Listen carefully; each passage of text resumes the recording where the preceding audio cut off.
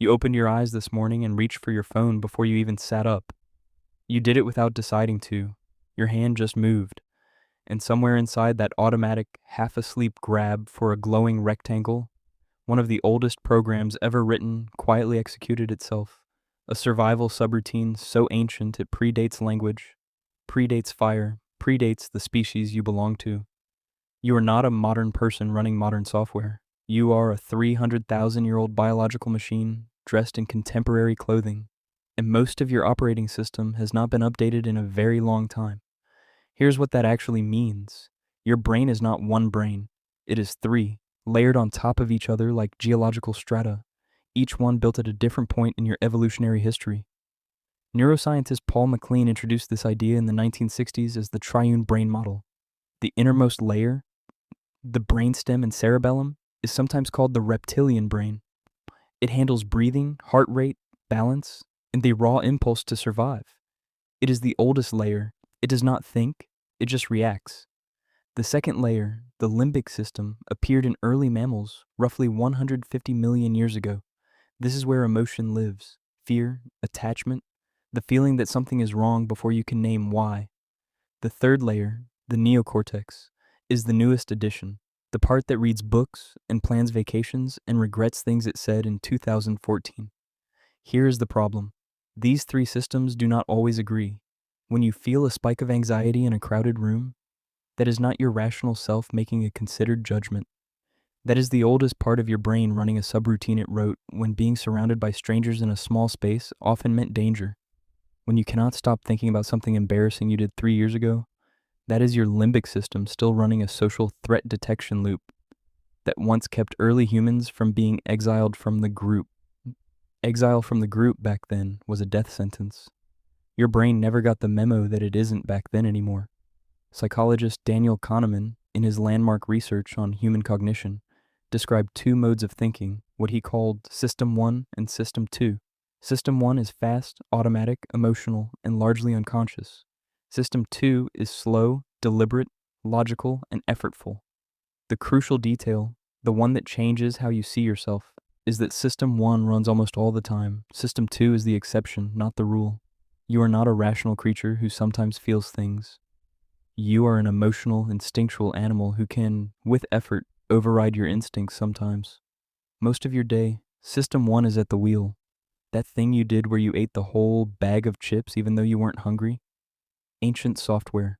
Your brain's reward circuitry evolved in an environment where calorie-dense food was rare and unpredictable. The directive was simple. When you find sugar, fat, and salt, consume as much as possible, because you do not know when you will find it again. That directive is still running. It just now executes itself in your kitchen at 11 p.m. while you watch television. That inability to save money, even when you know you should? Ancient software. Psychologist Julian Rotter coined the term locus of control in 1954. But the behavior he was describing had already been shaped by hundreds of thousands of years of an environment where the future was radically uncertain. An ancestor who delayed gratification too aggressively, who saved food instead of eating it now, often lost that food to other animals, other humans, or simple spoilage. Consuming the reward immediately was the rational choice for most of human history.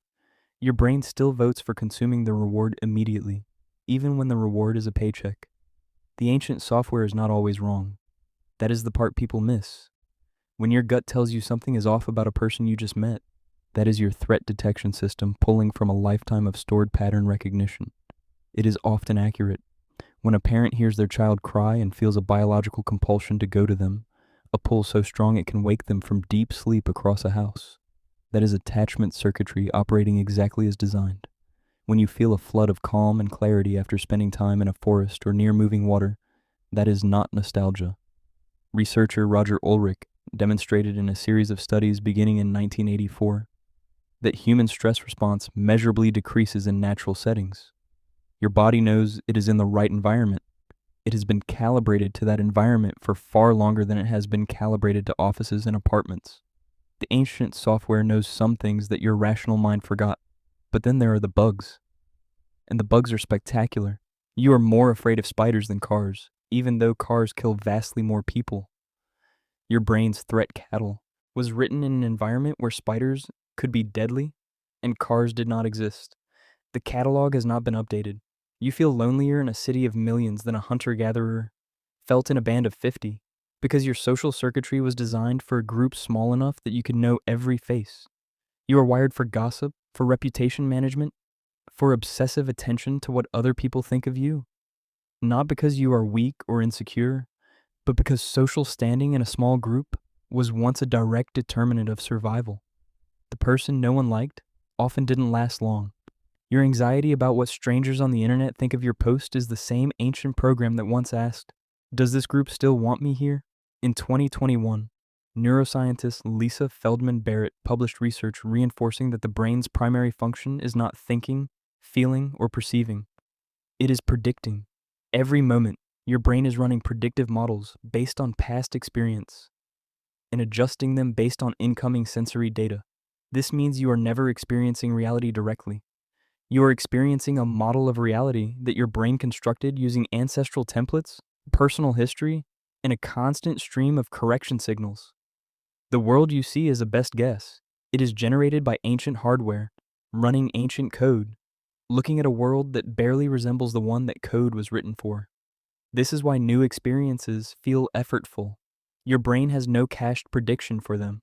It has to build the model from scratch. This is why habits are hard to break. The brain has optimized those prediction loops until they run automatically and cheaply. The habit does not feel like a choice, because for your brain's operating system, it no longer is. It became a compiled routine. The question is not whether you are running ancient software. You are. The question is whether you know it, because awareness is the only interface you have. You cannot uninstall the limbic system. You cannot patch the threat detection subroutines. You cannot rewrite the reward circuitry in a weekend. But you can notice when a program is running. You can feel the pull toward the phone and ask what that pull actually is. You can feel the anxiety in the crowded room and recognize that the alarm is not calibrated for this particular threat. You can feel the pull to consume now, to react now, to flee now, and pause long enough to ask whether the ancient answer is the right answer for this moment. That pause, that tiny gap between stimulus and response, that is the update. Viktor Frankl wrote that between stimulus and response, there is a space, and in that space is your freedom. He was describing something the ancient software does not have built in. The ancient software responds. It does not pause. It does not reflect. It executes. Reflection is the newest feature. It is still being debugged. So when you reach for your phone tomorrow morning before you have even opened your eyes, you do not need to feel ashamed of it. That is not weakness. That is a 300,000-year-old organism running a novelty and reward detection subroutine that once helped your ancestors notice changes in their environment before those changes could kill them. The software is just looking for something important in the shadows. It still does not know there are no shadows anymore. That is the only thing that has changed, and everything that needs to.